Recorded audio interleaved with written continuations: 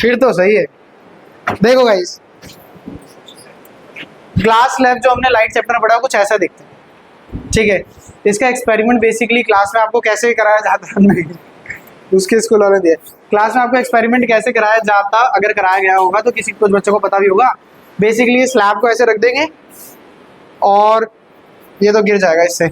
अब तुम समझ जाओ कि ये स्लैब है, ऐसे रख देंगे, यहाँ पर वो लगाते हैं थंबनेल्स और उससे एक लाइन ड्रॉ करते हैं और बोलते हैं दूसरी साइड जाओ, वहाँ से देखो कि कहाँ पर आपको लाइन सीधी दिखाई दे रही है, थंबनेल एक लाइन में दिखाई दे रही है।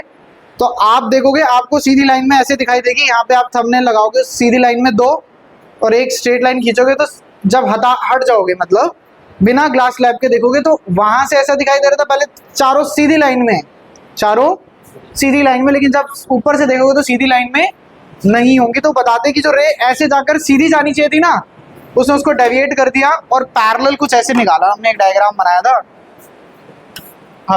बनाया था, तो बेसिकली हमें जो दूसरी साइड से दिखाई देगा वो दिखाई देगा ये रे ऐसे करके सीधी आ रही है, लेकिन ये ऐसे सीधी नहीं आएगी, ये ऐसे आकर ऐसे बेंड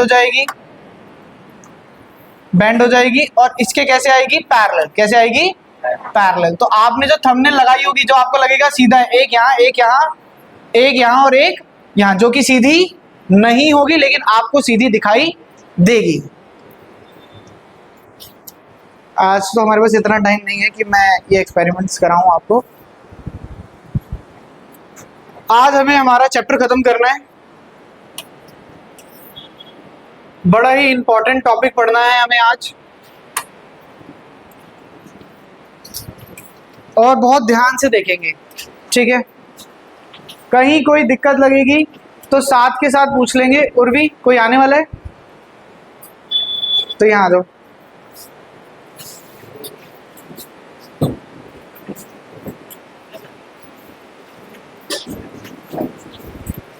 प्रत्युष यहाँ आओ, तेजस इधर आओ, आयुष चेयर लेकर यहाँ पर आओ, तेजस इनके साथ आ जाओ। आयुष चेयर भी रहने तो, सिर्फ आप आ जाओ। ये लो चेयर, ये प्रत्युष के साथ लगा दो।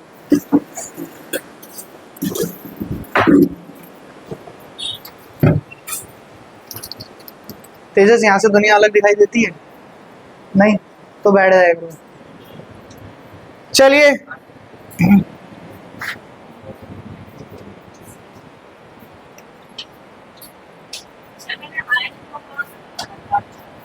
ओके, बैका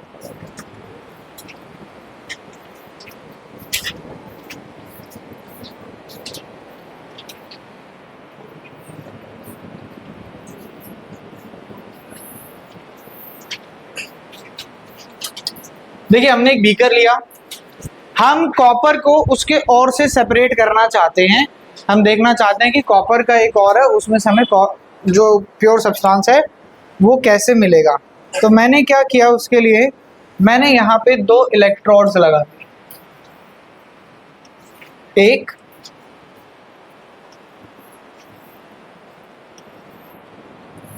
दो, ठीक है।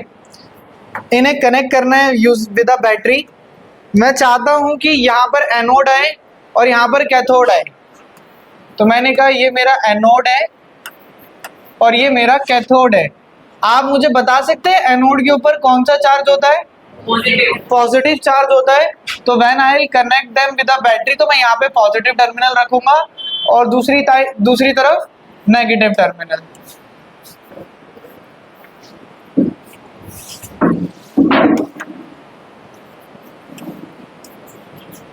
इस तरीके से हमने इसे कनेक्ट कर दिया। अब जिस भी हमें मेटल का और हमारे पास है और उससे हमें प्योर सब्सटेंस ऑब्टेन करना है, उस और वाले मेटल को, जैसे हम यहाँ पर सेपरेट करने वाले हैं, हम लेने वाले हैं कॉपर। क्या लेने वाले हैं, कॉपर। तो मैं यहाँ पर लूंगा, यहाँ पर मैं क्या लूंगा, मैं यहाँ पर लूंगा स्ट्रिप ऑफ प्योर मेटल, जो कि मेरा यहाँ के लिए क्या होने वाला है, कॉपर। क्या होने वाला है, कॉपर। ध्यान से देखेंगे। एनोड पर क्या लेना है, एनोड पर आपको लेना है इम्प्योर ओर। इम्प्योर और, जिस और को आप प्योर करना चाहते हैं, मैं यहां पर क्या लेने वाला हूं, मैं यहां पे लेने वाला हूं कॉपर और।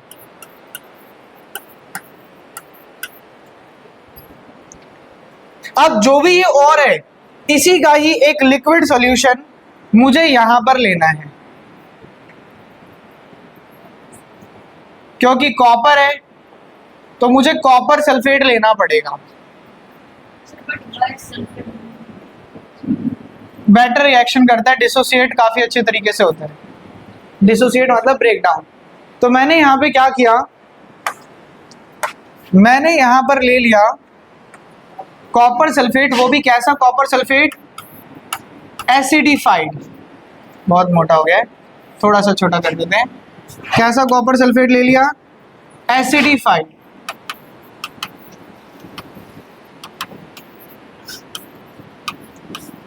कोई पूछे सर एसिडिफाइड क्यों, रीजन क्या है, एसिडिफाइड ही क्यों लिया? तो एसिडिफाइड ही इसलिए लिया क्योंकि एसिड है, मतलब एसिडिफाइड मतलब उसमें थोड़ा सा एसिड का टच होगा तो आयंस जल्दी रिलीज करेगा, आयंस होंगे तभी तो इलेक्ट्रिसिटी कंडक्ट हो पाएगी। अब सुनो ध्यान से कहानी, एक सिंपल सी, मानो कि यहां से प्रत्युष को 100 रुपीज की रिक्वायरमेंट है। प्रत्युष ने मुझे बोला कि सर मुझे ना 100 रुपये चाहिए, मेरे पास नहीं है। मैंने बोला दिव्या आपके पास 100 रुपये दे, मैंने बोला हाँ। दिव्या ने मुझे 100 रुपये दिए, मैंने प्रत्युष को 100 रुपये दिए। तो इनडायरेक्टली तो पैसे मैंने दिए, लेकिन डायरेक्टली पैसे किसने दिए, दिव्या ने। डायरेक्टली किसने दिए, दिव्या ने। तो सेम काम यहाँ पर हो रहा है। क्या होगा, अब ध्यान से समझना, यही रिलेशन यहाँ पर आपको निकल कर आएगा कि भाई इनडायरेक्टली जो है एक जगह से दूसरी जगह कुछ ना कुछ ट्रांसफर हो रहा है। किस तरीके से ट्रांसफर हो रहा है ये हम समझने की कोशिश करेंगे। सबसे पहली बात जो हमने यहाँ पर लिया वो था कॉपर सल्फेट। क्या था, कॉपर सल्फेट। जब हम कॉपर सल्फेट में से इलेक्ट्रिसिटी पास करेंगे तो कॉपर सल्फेट हो जाएगा डिसोसिएट। क्या हो जाएगा, डिसोसिएट। डिसोसिएट का मतलब होता है ब्रेकडाउन। साक्षी नहीं करो, पहले समझ लो। डिसोसिएट का मतलब होता है ब्रेकडाउन। तो जब कॉपर सल्फेट यहाँ पे डिसोसिएट होगा, ब्रेकडाउन होगा, तो ये क्या बनाएगा, Cu2+। क्या बनाएगा, Cu2+, और ये क्या बनाएगा, SO4 2-। अच्छा हमने डिस्कस किया था, हमने अभी तक क्या डिस्कस किया था, हमने डिस्कस किया था कि एनोड के ऊपर कैसा चार्ज होता है, पॉजिटिव चार्ज होता है, और कैथोड के ऊपर कैसा चार्ज होता है, नेगेटिव चार्ज होता है। हमेशा कैसा चार्ज होता है, नेगेटिव चार्ज होता है। ठीक है, यहां तक हम डिस्कस कर चुके हैं। तो मैंने कहा ये डिसोसिएट होगा, यानी अब इसके अंदर जो पूरा कॉपर सल्फेट फैला हुआ था, जैसे ही मैंने इलेक्ट्रिसिटी को पास करना शुरू करा, इसने डिसोसिएट होना यानी ब्रेकडाउन होना स्टार्ट किया। और ये ब्रेकडाउन किस तरह से हुआ, यहां पर बनने लगा Cu2+, यहां पर बनने लगा Cu2+, SO4 2-। Cu2+, SO4 2-। Cu2+, SO4 2-। Cu2+ और SO4 2-, ये जगह जगह इस तरीके से स्प्रेड हो गया। जो कॉपर सल्फेट था वो टूट गया, वो ब्रेक हो गया। ठीक है, अब क्योंकि इसके पास नेगेटिव चार्ज है, तो ये नेगेटिव चार्ज क्या करेगा, पॉजिटिव चार्ज को अपनी तरफ अट्रैक्ट करेगा। पॉजिटिव चार्ज किस पर है, Cu पर। किस पर है, Cu पर। तो ये जो Cu2+ है ये वाला, ये इधर आ जाएगा। ये जो Cu2+ है ये इधर आ जाएगा। ये जो Cu2+ है ये इधर आ जाएगा। ये जो Cu2+ है ये भी इधर आ जाएगा। यानी जो सारे कॉपर है ना, जो सारा का सारा कॉपर है वो एक्यूमुलेट होना स्टार्ट हो जाएगा। एक्यूमुलेट का मतलब क्या होता है, एक्यूमुलेट का मतलब होता है इकट्ठा होना। एक्यूमुलेट का मतलब क्या होता है, इकट्ठा होना। यानी जो सारा का सारा कॉपर है वो इस तरीके से ऐसे करके यहाँ पे इकट्ठा होना स्टार्ट हो जाएगा।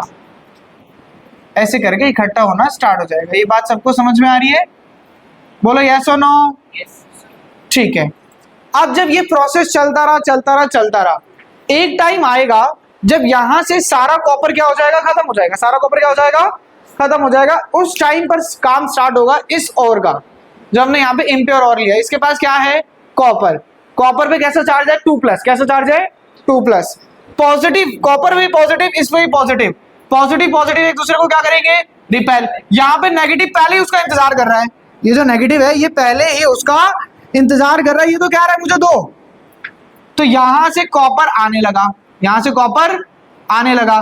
फिर कॉपर आया SO4 2 माइनस, Cu2 आया SO4 2 माइनस आया, उसने मिलकर क्या बनाया CuSO4, क्या बनाया CuSO4। अब मैं इलेक्ट्रिसिटी पास कर रहा हूं, जब मैं इलेक्ट्रिसिटी पास कर रहा हूं तो क्या होगा, ये CuSO4 फिर से क्या होगा ब्रेक डाउन, क्या होगा ब्रेक डाउन, फिर क्या बनेगा Cu2 SO4 2 minus, Cu2 SO4 2 minus, फिर से Cu2 कहां जाएगा, इधर इकट्ठा हो जाएगा, इधर इकट्ठा हो जाएगा, और बड़ी लेयर बनेगी, और बड़ी लेयर बनी, फिर से ये दे रहा है, फिर से लेयर बन रही है, फिर दे रहा है, फिर लेयर बन रही है, फिर दे रहा है, फिर लेयर बन रही है। जब ये काम कॉन्टिन्यूसली चलता रहेगा, जब ये काम कॉन्टिन्यूसली चलता रहेगा तो क्या होगा, ये जो इम्प्योर ओर है इसका साइज बड़ा होता जाएगा, छोटा होता जाएगा, वेरी गुड। जब ये कॉपर दे रहा है तो साइज इसका बड़ा होगा छोटा होगा, छोटा होता जाएगा, क्या होता जाएगा छोटा होता जाएगा, क्योंकि यहां से कॉपर निकल रहे हैं, इसको दे रहे हैं और ये इधर दे रहे हैं। जैसे अभी मैंने एग्जांपल दिया था, दिव्या ने पैसे किसे दिए मुझे, मैंने किसको दिए प्रत्युष को, तो ये एक मैंने यहाँ से चेन बनाई, लेकिन असल में तो ट्रांसफर यहाँ से यही हो रहा है। मैं बोलूं दिव्या के पैसे प्रत्युष के पास गए, बात सही है गलत है, सही है।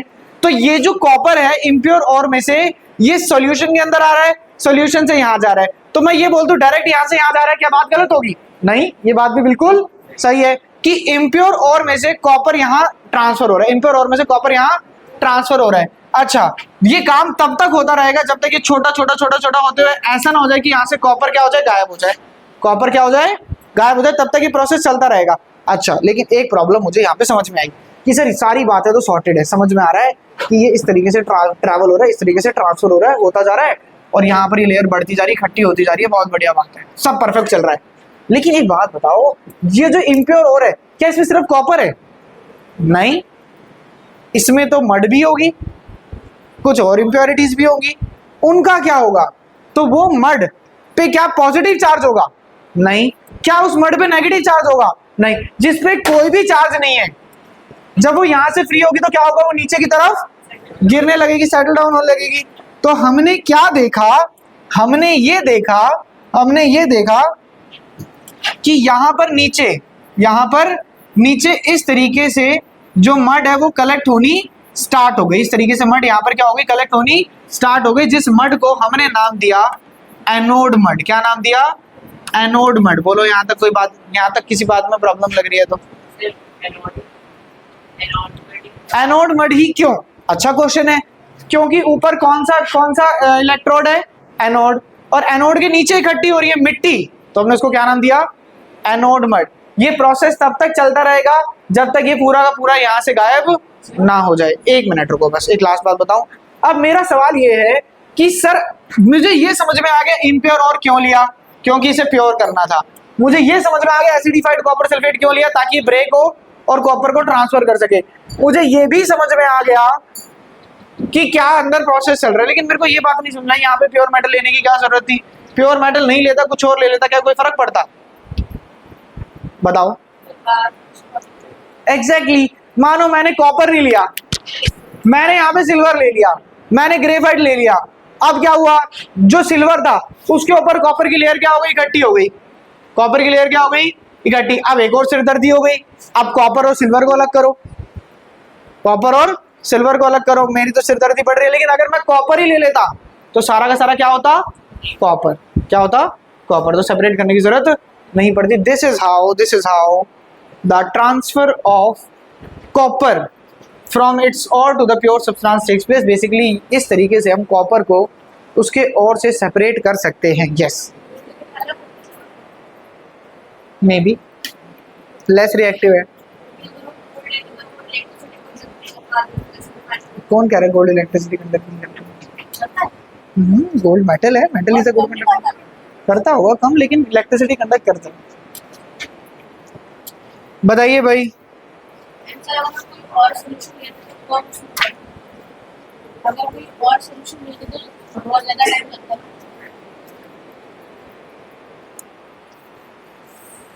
कुछ टर्मिनोलॉजीज हैं जो रह गई है बीच में, तो वो भी हम कवर करेंगे। देखते हैं क्या क्या टर्म्स हमारी छूट गई हैं। ये कहानी मेरे हिसाब से आप सबको क्लियर होगी। मैं बनाने के लिए आपको टाइम दूंगा, लेकिन जैसा मैं देख रहा हूँ साक्षी ने बनाया, साक्षी ने इतना छोटा सा बना दिया, इतना बड़ा पेज है, ऐसे कोने में छोटा सा बना दिया। ये काम नहीं करना, बड़ा सा बनाना, ताकि बाद में आप लोगों को समझ में आए। ठीक है, ये जो हमने यहाँ पे लिक्विड लेते हैं इसको क्या बोलते हैं, इसे बोलते हैं इलेक्ट्रोलाइट। क्या बोलते हैं, इलेक्ट्रोलाइट। एक टर्म छूट गई हमारी, गैंग। गैंग का मतलब समझेंगे, बेसिकली गैंग क्या होता है ना, जो भी एक और के अंदर इंप्योरिटीज प्रेजेंट होती है, जो भी इंप्योरिटीज प्रेजेंट होती है उन इंप्योरिटीज को क्या कहा जाता है, गैंग कहा जाता है।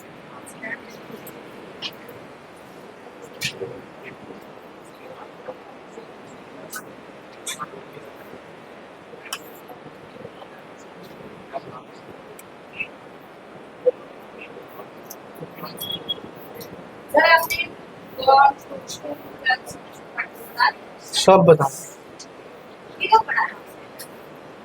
मतलब आज हम उसका डेफिनेशन पढ़ेंगे, गैंग है यही तो बताया मैंने अभी, ये डेफिनेशन पढ़ेंगे, लेकिन मैं ये रोस्टिंग क्या होता है, कैल्सिनेशन क्या होता है, ये सब मैं समझा चुका हूं। चलिए देखिए, ये हमने लास्ट क्लास में ही फ्लो चार्ट बनाया था, आप लोगों को याद होगा, बड़ा इंपॉर्टेंट फ्लो चार्ट था। ठीक है, हाँ, कैल्सिनेशन क्या होता है, रोस्टिंग क्या होता है, हमने डिस्कस किया था। बेसिकली थोड़ा सा रिवाइज करा देता हूँ, बता देता हूँ। कैल्सिनेशन क्या था, कैल्सिनेशन वो प्रोसेस था जब हम उसे लिमिटेड एयर में हीट कर रहे थे। लिमिटेड एयर क्यों, क्योंकि कार्बोनेट का और है, कार्बोनेट मतलब CO3 तो ऑलरेडी ऑक्सीजन है, तो क्या ऑक्सीजन की जरूरत है, नहीं, तो हम उसे हीट कर रहे हैं, कैसी एयर में, लिमिटेड एयर में हीट कर रहे हैं। लिमिटेड एयर में हीट करने वाले प्रोसेस को क्या बोलते हैं, कैल्सिनेशन। और एक्सेस एयर में हीट करने वाले प्रोसेस को क्या बोलते हैं, रोस्टिंग। ये एक्सेस एयर में हीट करते हैं। ठीक है, चलो जी आ जाओ। गैंग, उस और जो हमने अर्थ के अंदर से निकाला है उसके अंदर जो जो इंप्योरिटीज हैं, उन इंप्योरिटीज को क्या नाम दिया जाएगा, गैंग। और are usually contaminated with a large amount of impurity, जो हमने अर्थ के अंदर से निकाला, और अभी उसमें मेटल तो है लेकिन प्योर फॉर्म में नहीं है, तो उसके अंदर बहुत ज्यादा अमाउंट में इंप्योरिटी होती है। वो इंप्योरिटी क्या हो सकती है, सॉइल हो सकती है, सैंड हो सकती है, कुछ और भी हो सकता है, उसे क्या कहा जाता है, गैंग कहा जाता है। रोस्टिंग, रोस्टिंग मतलब क्या करना, हीट करना। रोस्टिंग का मतलब क्या करना, हीट करना। कैसे हीट करना, एक्सेस एयर में हीट करना। कैसे हीट करना, एक्सेस एयर में हीट करने को क्या कहा जाता है, रोस्टिंग कहा जाता है। वाई कार्तिक, बेटा जो सबसे इंपॉर्टेंट टॉपिक था ना चैप्टर का वो छूट चुका है आपका। चेयर खाली है, चेयर ले लो, अगर आगे आने तो यहाँ से।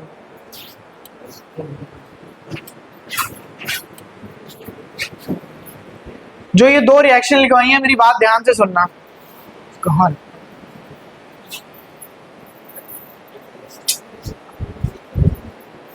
देखो ये जो दो रिएक्शंस है, मेरी बात बहुत ध्यान से सुनेंगे। टॉपिक में ना सिर्फ ये दो और एक ये तीन रिएक्शन यहाँ पर लिखवा रखी है। इनमें से जो दो रिएक्शंस हैं वो दो रिएक्शन हमने लिखी है रोस्टिंग और कैल्सिनेशन की। 99% ये चांसेस हैं कि जब आप एग्जाम में रिएक्शन देखोगे रोस्टिंग और कैल्सिनेशन की, तो यही दो रिएक्शन के बेसिस पे आपको क्वेश्चन मिलेगा। 99% मतलब बहुत रेयर, 1 in 100 चांस है कि आपको ना इन दोनों के सिवा कोई और रिएक्शन देखने को मिले। तो सबसे इंपॉर्टेंट रिएक्शंस हैं यहाँ पर। ठीक, कैल्सिनेशन आपने अगेन उसको हीट करा, दोनों ही केसेस में, रोस्टिंग में भी हीट करा, कैल्सिनेशन में भी हीट करा। यहाँ पे आपने ऑक्सीजन दी क्योंकि पहले नहीं थी, तो क्या बना, जिंक ऑक्साइड। यहाँ पर आपने ऑक्सीजन नहीं दी क्योंकि पहले से थी, तो भी क्या बना, जिंक ऑक्साइड। ऑक्साइड नहीं चाहिए तो इसका क्या कर देंगे, रिडक्शन। रिडक्शन मतलब रिमूवल ऑफ ऑक्सीजन। रिडक्शन कर कर हमें क्या मिल जाएगा, जिंक।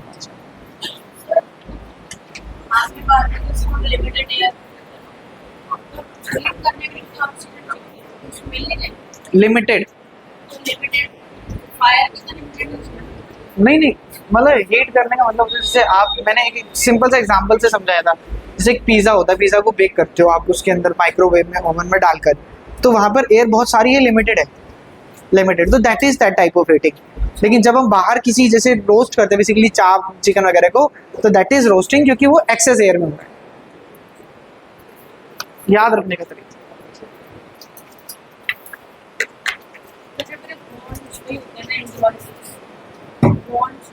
गैंग होता है, इम्प्योरिटीज होती है।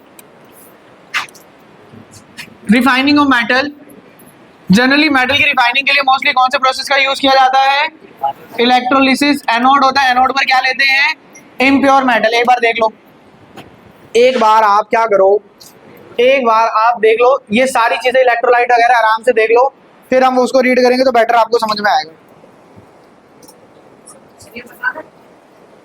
अभी मत बनाओ, अभी देख लो, टाइम दूंगा बनाने के लिए।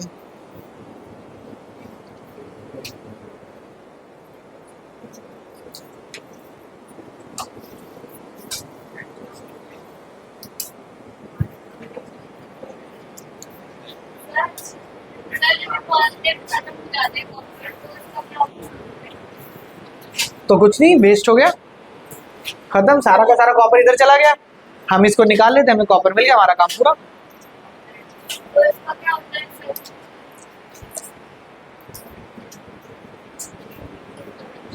ठीक है, कैथोड पर प्योर स्ट्रिप, एनोड पर इम्प्योर और इलेक्ट्रोलाइट लेते हैं। इलेक्ट्रोलाइट वो लिक्विड होता है जो प्रेजेंट होता है।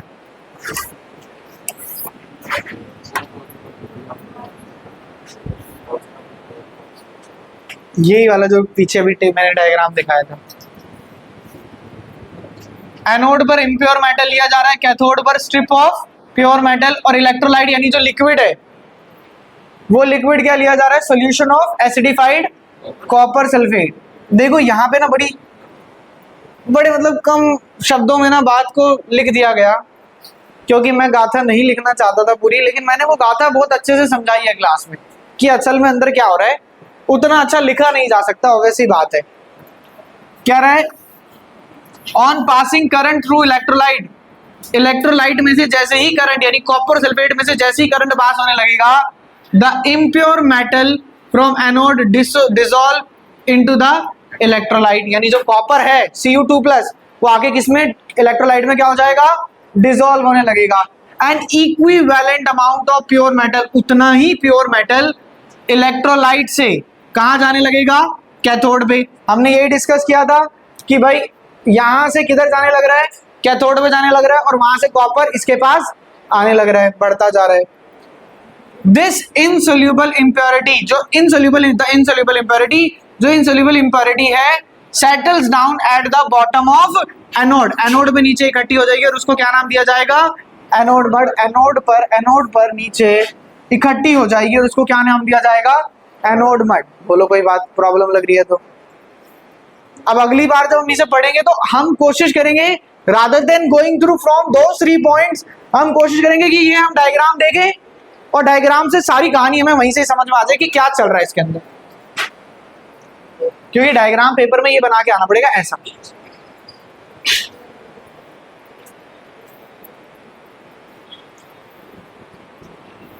ये एक छोटा सा बता रखा है कि ऐसे कॉपर यहां से उतर जा रहे हैं, ठीक है।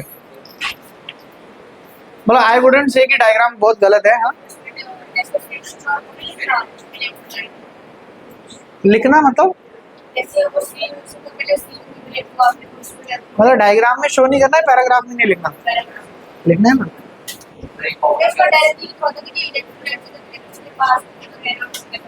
वो तो डायरेक्टली आपको समझाने के लिए, नोट्स वो नहीं है जो आपको एग्जाम में लिखना है। Notes is about for your understanding.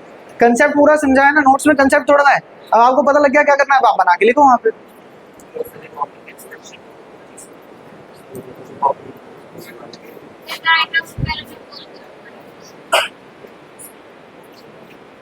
देखो वेरी मतलब पूरा रटने वाला प्रोसेस है, सीधा रट लेना। 1 नंबर एमसीक्यू में सीधा सीधा क्वेश्चन पूछेंगे तो पूछ लेंगे। कह रहा है कुछ कॉमन और जो हमें और मिलते हैं, यानी अर्थ से जो हमें मिनरल मिल रहे हैं।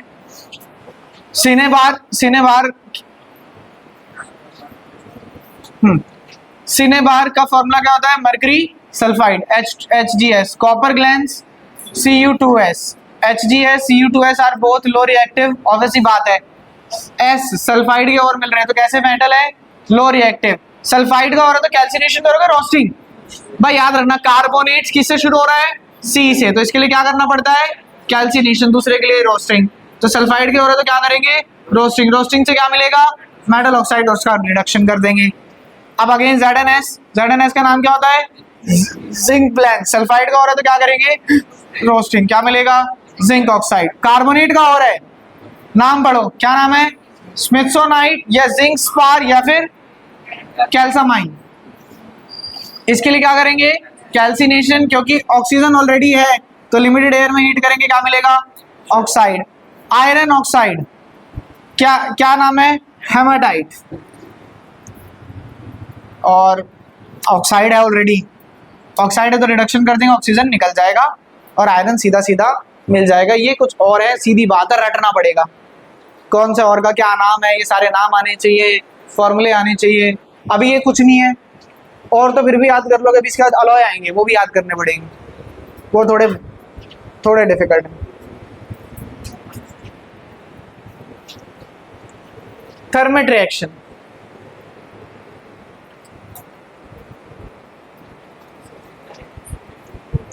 इंपॉर्टेंट है। नहीं नहीं नहीं, पूरा दूंगा, आज खत्म हो जाएगा, 2 क्लासेस हैं और तुम्हारे पास जो डाउट्स वगैरह होंगे पूछ लेना, कोई इतनी समस्या की बात नहीं है। थर्माइट रिएक्शन क्या कह रहा है, देखो मुझे एग्जैक्टली ना एक चीज ध्यान नहीं आ रही, चलो पहले ये समझ लो फिर तुम्हें एक चीज बताऊं, पहले ये समझ लो, बड़ा इंपॉर्टेंट टॉपिक है, मैंने आपको 2-3 क्लास पहले भी बताया था कि ये टॉपिक इंपॉर्टेंट है, ठीक है। तो क्या कह रहा है, कह रहा है फेरिक ऑक्साइड, ये रिएक्शन देख लो पहले, है ना। इस रिएक्शन में क्या कर रहे हैं ना, आयरन ऑक्साइड लिया जा रहा है, एल्यूमिनियम डाला जा रहा है, इसे बहुत एक्सटेंसिव लेवल पर हीट किया जा रहा है, गर्म मतलब इसे पिघला दिया जा रहा है बिल्कुल मेल्ट फॉर्म में। जब हम इन दोनों को मिक्स कर रहे हैं तो क्या बना रहा है, आयरन और साथ में क्या बना रहा है, एल्यूमिनियम ऑक्साइड, और बहुत ज्यादा क्या रिलीज हो रही है, हीट रिलीज हो रही है। बेसिकली ये रिएक्शन क्यों इंपॉर्टेंट है, क्या ऐसा इस रिएक्शन के अंदर है, मुझे तो नॉर्मल रिएक्शन दिख रही है, एल्यूमिनियम ज्यादा रिएक्टिव है, आयरन ऑक्साइड के साथ रिएक्ट करा, एल्यूमिनियम ऑक्साइड बन गया और आयरन अलग हो गया, क्या है रिएक्शन के अंदर अलग सा, रिएक्शन के अंदर अलग सा ये है कि जो रेलवे ट्रैक्स हैं वो कई सालों से लगे पड़े हैं, कई दशकों से लगे पड़े हैं, अब उनमें कहीं ना कहीं क्रैक आया होगा कभी ना कभी, उस क्रैक को कैसे जोड़ा जाए, क्या पूरे ट्रैक को बदल दिया जाए, नहीं, उस क्रैक को जोड़ने के लिए इस रिएक्शन का यूज किया जाता है। और जब ये सोचो, अब एक बार इमेजिन करो, एक उन्होंने कंटेनर पकड़ रखा है एक हैंडल से, उसके अंदर उन्होंने एल्यूमिनियम आयरन ऑक्साइड लिया, एल्यूमिनियम डाला और अच्छे से मेल्ट कर दिया, लिक्विड बन जाएगा, उस लिक्विड को ऐसे पलट दिया रेलवे क्रैक्स के बीच में, और थोड़ी देर बाद वो जम गया, अब वो इतना स्ट्रांग हो गया कि वो वहां से कभी ब्रेक नहीं होगा। क्या हम यही चाहते थे, बिल्कुल हम यही तो चाहते थे कि वो जो क्रैक है वो इस तरीके से भरे कि आगे कभी भी ब्रेक डाउन ना हो। तो ये रिएक्शन इस वजह से इंपॉर्टेंट हो जाती है क्योंकि इसका प्रैक्टिकल एप्लीकेशन इंपॉर्टेंट है, कि प्रैक्टिकली हम इसका यूज करते हैं। तो क्या कह रहा है, कह रहा है ferric oxide when added to aluminium, जब इसे एल्यूमिनियम में डाला जाता है, इज हीटेड अप, और इसे हीट करा जाता है, it get reduce to iron metal, ये रिड्यूस हो गया ना, देखो पहले ऑक्सीजन था अब ऑक्सीजन नहीं है तो रिड्यूस हो गया, it get reduce to iron metal and in this reaction a lot of heat is produce, बहुत ज्यादा हीट प्रोड्यूस होती है। This reaction is used in welding of electric conductor, electric conductor की वेल्डिंग में इसका use किया जाता है, आयरन जॉइंट्स में इसका यूज किया जाता है, such as broken railway tracks, railway track जहां से कहीं से टूट जाते हैं उनमें भी इनका यूज किया जाता है। जब आप एनसीईआरटी पढ़ेंगे इतना ही मिलेगा, ठीक है। लेकिन मैंने देखा कि पिछले 1-2 साल से क्वेश्चन काफी ज्यादा मतलब घूम रहा है, काफी बार आपको सैम्पल पेपर्स वगैरह में मिल जाएगा प्राइवेट पब्लिशर्स के, जहां पे ना आयरन की जगह ना वो मैंगनीज का यूज करेगा, मैग्नीशियम नहीं मैंगनीज का यूज करेगा, यानी MnO2 का यूज करेगा। तो घबराना नहीं है, मानो उसने बोल दिया रेलवे ट्रैक, तो आपको समझ जाना रेलवे ट्रैक मतलब थर्माइट रिएक्शन। अब वो आयरन नहीं यूज कर रहा, आयरन ऑक्साइड की जगह मैंगनीज ऑक्साइड यूज कर रहा, हमें कोई फर्क नहीं पड़ता, काम वो सेम करेगा, ठीक है। तो याद रखना ये बात, बेशक लिख लो कहीं पे कि MnO2 भी इसका कहीं पे यूज करता है, ऐसे ना इस टॉपिक के साथ ना स्टार डाल के लिख लो, ताकि जब आपको रिएक्शन देखने मिले तो आप घबराओ मत कि कुछ नया देख लिया।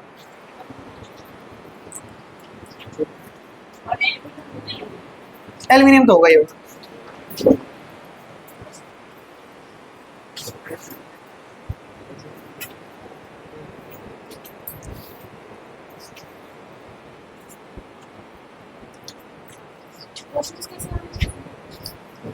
करेंगे, क्वेश्चन क्यों परेशान हो रहे हो? कैसे आएंगे मतलब एक कुछ केस स्टडी टाइप में आ सकता है। अनमोल थोड़ा सा एक्टिवली पढ़ो, बीच में हो जाओ, मुझे प्रॉपर दिखते रहो, ये बीच में जो जगह खाली है ना इधर इधर।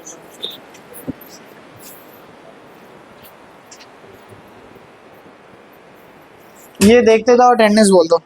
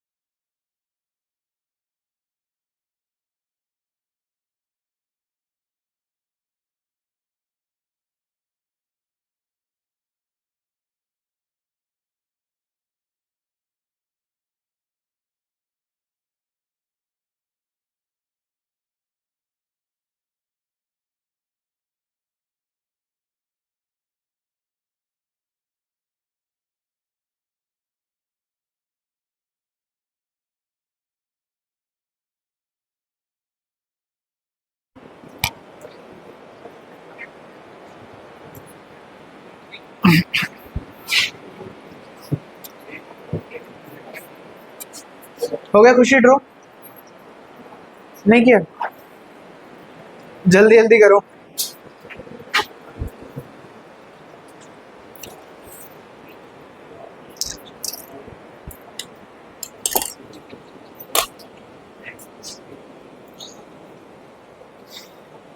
तुम्हारी सोशल की क्लास में कुछ रीसेंट न्यूज़ डिस्कस हुई क्या, वो राहुल गांधी कंट्रोवर्सी वाली? वो तो ट्रम्प ने बोला है।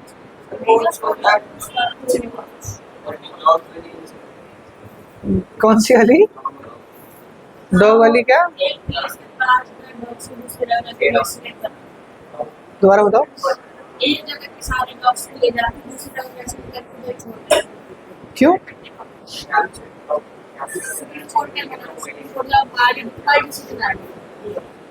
कि एक जगह से उठाओ और दूसरी जगह छोड़ो।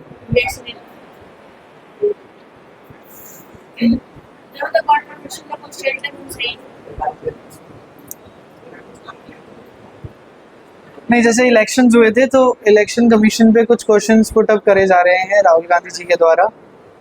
तो कुछ ऐसा देखने को मिल रहा है कि एक ही पर्टिकुलर एड्रेस पे 200 प्लस वोट्स है, वो उन्होंने हटा दिए ना, दूसरे फॉर्मेट में डाल दिए। पहले वेबसाइट पे ऐसे अवेलेबल थे कि आप कुछ भी किसी का भी नाम सर्च करो सामने आ जाए, अब उन्होंने दूसरे फॉर्मेट में डाल दिया। अब सोचो करोड़ों लोग होंगे इलेक्शन, उस पर कौन जाके कितना ही ढूंढ लेगा। अब वो रीडेबल फॉर्मेट में नहीं है, बट स्टिल काफ़ी सारे नाम्स ऑलरेडी वहाँ पर मतलब कॉन्फ्लिक्ट में हैं। सोचो, हम सोचते हैं हमारा एक वोट इम्पोर्टेंट है और इतने फेक वोट्स बना रखे हैं। हाँ, उनके अकॉर्डिंग बीजेपी ने। देखो, बात यहाँ पे बीजेपी कांग्रेस की नहीं है, बात है कि इलेक्शन कमीशन का काम है वो जो इलेक्शंस हैं उन्हें सही तरीके से फेयरली कंडक्ट करना। चाहे कांग्रेस ने खुद ही गड़बड़ करी हो पहले और अब वो बोल रहे हो बीजेपी ने गड़बड़ करी, मैं कह रहा हूँ किसी का भी हो, X Y Z, election commission क्या कर रहा था? तो गलत है।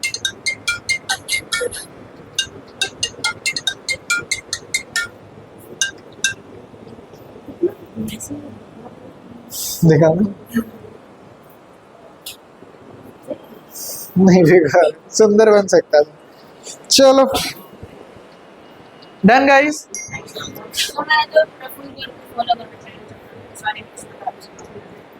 किसको? ओके, ये वो है क्या जो 1 मिनट के अंदर कुछ न्यूज़ बताते हैं, ऐसा कुछ है क्या इनका?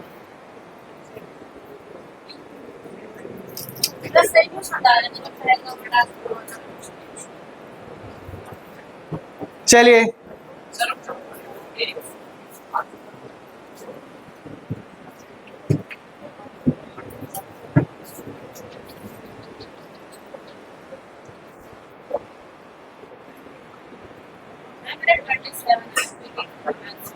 थर्टी में से 3 नंबर कट गए। कहाँ पे?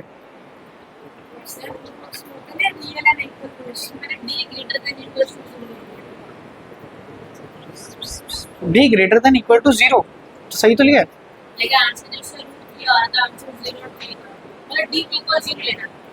अच्छा, उन्होंने रियल और इक्वल बोला होगा, रियल नहीं बोला। हाँ तो इक्वल बोल दिया ना, वो इक्वल बोलते ही 0 ले लिया। और दूसरा ऑप्शन दे रखा था कि इक्वल से वैल्यू निकाल देंगे जिसकी रियल को सारे तो उसमें इक्वल से है ही। मैंने पहले से आंसर निकाला था, लास्ट में पता नहीं क्या हो, मैं दूसरा ऑप्शन है। ये तो हो जाता है।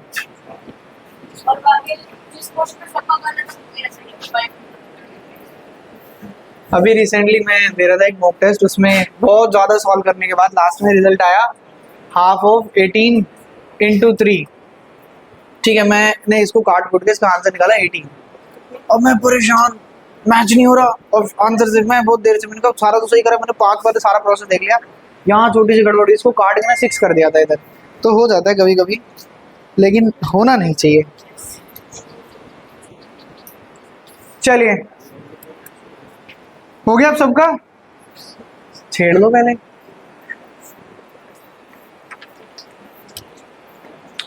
कोरोजन, कोरोजन हमने चैप्टर 1 में पढ़ा है। देखो मैंने ना चैप्टर 1 में ना जितनी जरूरत थी उससे ज्यादा पढ़ा दिया था, ठीक है। सेम टू सेम टॉपिक यहाँ पर आप देखोगे। हो सकता है मैंने वहां से कॉपी पेस्ट ही कर रखा हो उसको, कॉपी पेस्ट नहीं है, थोड़ा सा एक्स्ट्रा।